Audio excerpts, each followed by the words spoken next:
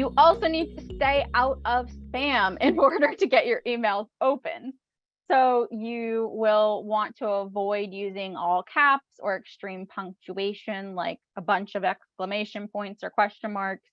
You want to avoid having manipulative wording that's, maybe overly sensational or over promising, anything kind of needy. And then here are some examples of specific spam words.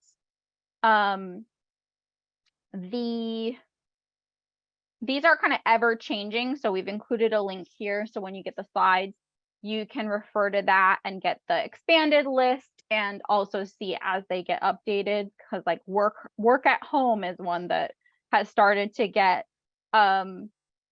pushed into spam, and also the word gift certificate, visit our website, things like that.